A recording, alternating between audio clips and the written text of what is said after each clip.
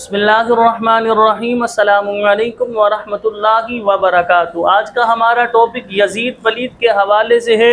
Yazid एक फासिक शख्स था, एक बदबख्त शख्स था, एक शराबी शख्स था, ना अल्लाह का नाफरमान गुनाहगार, जिसके मुक़द्दर में ये लिखा हुआ था नवासा रसूल को शहीद ये करवाएगा, अपना हुक्म जारी करेगा।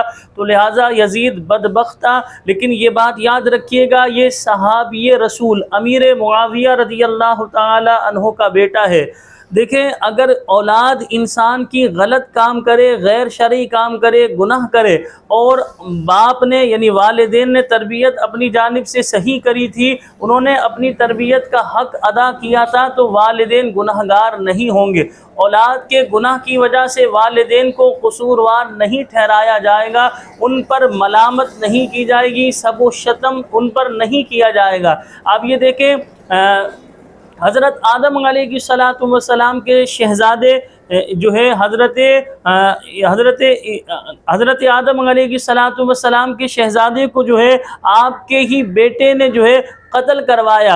यानी हाबिल जो आपके शहज़ादे हैं, काबिल ने उनका मर्डर किया, लेकिन काबिल के मर्डर करने की वजह से जो है आदम अलैहिस्सलातु वस्सलाम पर कोई मलामत नहीं की जाती। आदम अलैहिस्सलातु वस्सलाम के लिए कोई ख़राब जुमले इस्तेमाल नहीं किए जाते, क्योंकि आपने तरबियत में कोई कोताही नहीं की। जो तरबियत करने का हक़ था आपने उसी तरह कुरान और हदीस के मुताबिक तरबियत की, लेकिन वो बदबख्त था, उसने तरबियत को कबूल किया ही नहीं। नबी अलैहिस्सलातु वस्सलाम का बेटा होने के बावजूद, इतनी अच्छी सोहबत पाने के बावजूद, इतना अच्छा माहौल मिलने के बावजूद, उसने अपने सगे भाई को एक लड़की की खातिर जो है हाबील का मर्डर किया। और बदबख्त ने मर्डर इस तरह किया कि एक बड़ा सा पत्थर सर पर मारा और लाश को भी 40 दिन तक लेकर घूमता रहा कि क्या करें। तो कौवे ने बताया कि एक कौवे ने दूसरे कौवे को मारा और कौवे ने गड़ा खोद कर उस कौवे पर मिट्टी डाली। तो काबिल की समझ में आया कि मैंने अपने भाई को इसी तरह ज़मीन के अंदर दफनाना है। तो ये ज़मीन के अंदर दफनाने का रवाज भी इस तरह शुरू हुआ है। ये बात याद रखें, अमीर मुआविया रज़ी अल्लाह ताला अन्हु सहाबी रसूल कातिबे वही हैं, और आप जो है और हर सहाबी जो है क़तई जन्नती है। अल्लाह पाक ने फरमाया वकुल्लम वअदल्लाहुल हुस्ना, कि अल्लाह ने तमाम सहाबा से वादाए हुस्ना फरमाया, तमाम सहाबा जन्नती हैं। तो लिहाजा सहाबाए कराम अलैहिमुर रिदवान के लिए गलत जुमले इस्तेमाल करना ये आपके लिए ख़तरनाक है। आप अपने नामाए आमाल को सिया कर रहे हैं। यूँ समझिए, अगर कोई चाँद की तरफ मुँह करके थूके तो उस थूकने की वजह से चाँद की शान नहीं घट जाएगी, बल्कि उल्टा थूक इंसान के चेहरे पर आएगा। यही मिसाल साहबाए कराम अलैहिमुर रिदवान की है। कोई बदबख्त जालिम नाफरमान अल्लाह का वो साहबाए कराम अलैहिमुर रिदवान के लिए ख़राब जुमले इस्तेमाल करेगा, तो लिहाजा उसका ही नाम आए आमाल सिया होगा। अल्लाह के प्यारे महबूब सल्लल्लाहु अलैहि वसल्लम का हर सहाबी जन्नती है। तो लिहाजा अमीर मुआविया रज़ी अल्लाह ताला अन्हु ने तो यजीद वलीद की तरबियत करने की कोशिश की, लेकिन उस बदबख्त ने, उस फासिक मौलिन शख्स ने जो है तरबियत को कबूल नहीं किया। अमीर मुआविया रज़ी अल्लाह ताला अन्हु के बाद ये तख्त नशीन हो गया और इसने कोशिश ये की कि इमाम हुसैन रज़ी अल्लाह ताला अन्हु को बैअत करवाऊँ। किसी भी तरह जोर लगाया, ताकत लगाई, लेकिन आपने नबी अलैहिस्सलाम के नवासे, तो आपने इसकी बात को नहीं माना, इस वजह से कि ये नाअहल है, ये गैर शरई काम है। और हम तो वो लोग हैं जिनके यहाँ कुरान की आयात नाजिल हुई, यानी हमारे घरों में तो कुरान नाजिल हुआ है, तो लिहाजा हम कैसे यजीद वलीद की बैयत कर सकते हैं।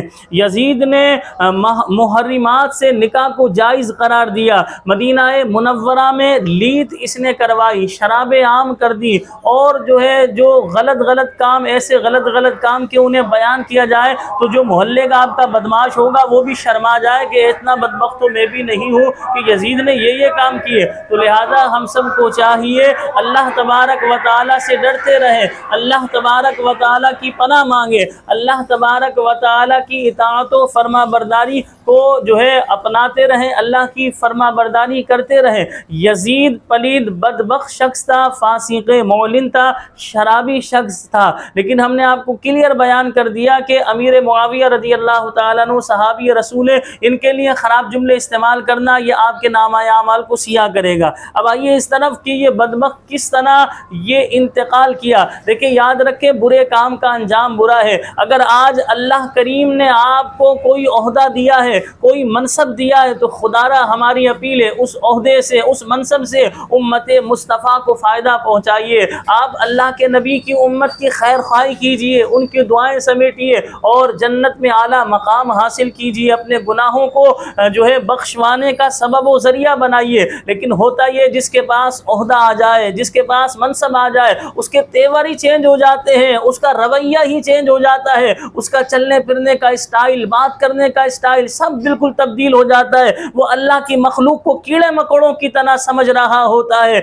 हमें चाहिए कि हम अल्लाह के बंदे हैं, हमारे पास कितना ही बड़ा मनसब आ जाए, ओहदा आ जाए, ये ओहदा, ये मनसब आर्जी है, यानी हमारे जिस्म से रूह निकाली जाएगी, हमने फना होना है। यजीद कितने बड़े तख्त पर जो है बाकायदा जो है तख्त नशीन हो गया, सल्तनत करने लगा, लेकिन उसका अंजाम क्या हुआ, वो भी मरा। दो वाक़ये उलमा ने बयान किए कि एक मरतबा यानी यजीद की मौत का एक वाक़या ये लिखा है कि ये बीमारी में मुब्तला हुआ और इसी तरह उस जो है पेट की बीमारी में मुब्तला हुआ था कि इसके पेट से जो है पानी निकलता रहता था और इस बीमारी में मुब्तला होने की वजह से जो है ये इंतकाल कर गया। एक वाक़या उलमा ने ये बयान फरमाया कि एक लड़की की जो है इश्क में ये मुब्तला हुआ और वो ये लड़की जो है नवासाए रसूल का बदला भी लेना चाहती थी और वो ख़ानदान नबूवत से मोहब्बत करती थी। उसने एक वीरान जगह में बुलवाया और वहाँ बुलवाने के बाद ऐसा खंजर का वार किया, ये कहते हुए जिसने नबी अलैहिस्सलाम के नवासे से जो है वफ़ा नहीं की तो लिहाजा वो एक औरत से क्या वफ़ा करेगा। ये कहते हुए उस खातून ने, उस औरत ने यजीद पलीद पर वार किया और इस तरह वो जो है वासिले जहन्नम हुआ। इस तरह जो है वो उसका इंतकाल हुआ और यजीद पलीद वहाँ उस वीरान जगह पर पड़ा रहा। किताबों में लिखा है चील कौवे ने उसकी लाश को खाया, यहाँ तक कि उसके जो चेले चमाले थे उन्हें जब पता चला कि यजीद मर गया तो वह ढूंढते हुए वहाँ पर आए और उसकी लाश को उन्होंने दफनाया। तो देखे यहाँ से ये बात पता चली, बुरे काम का अंजाम बुरा है। आप जुल्म कर लेंगे कब तक कर लेंगे, आप लोगों का पानी बंद कर लेंगे कब तक कर लेंगे,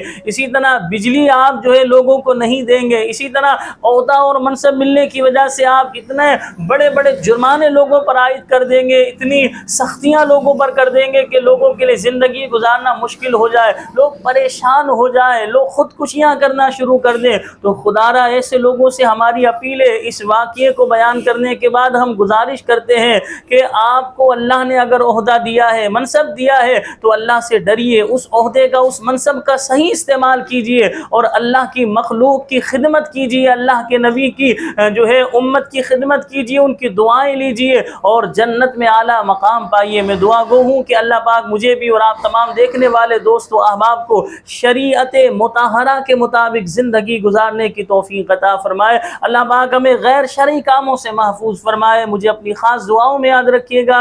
अस्सलामु अलैकुम व रहमतुल्लाहि व बरकातुहू।